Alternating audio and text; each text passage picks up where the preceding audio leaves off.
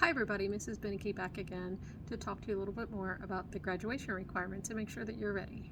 If you recall in the last video, we talked about needing to be proficient in Algebra 1 and ELA 2 end of course exams.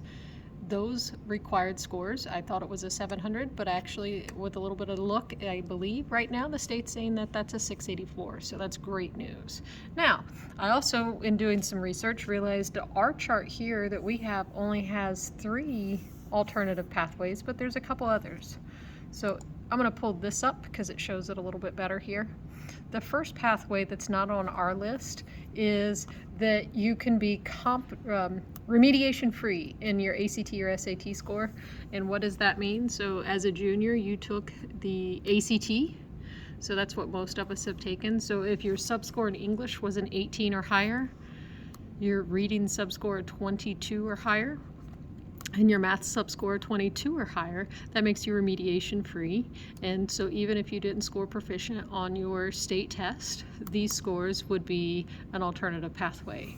Notice here is also the SAT, but we don't have a lot of students necessarily taking that one, but those numbers are right there in case you are interested. Now, another option, if you need an alternative pathway in showing competency, is that you can do your college coursework. What does that mean? So if you're not proficient, weren't able to be proficient in Algebra 1, if you are able to receive college credit in a math course equivalent to Algebra 1 or higher, that would give you the competency. Same with if ELA 2 was the course you weren't able to pass. If you are able to score credit in an English course that's equivalent to ELA 2 in high school, that would give you the competency. And then another alternative pathway that you can choose is if you decide to go ahead and enlist in the military. You would have to be able to show evidence by supplying your supplied contract for that.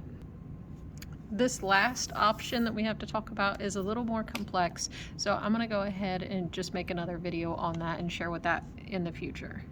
Thank you.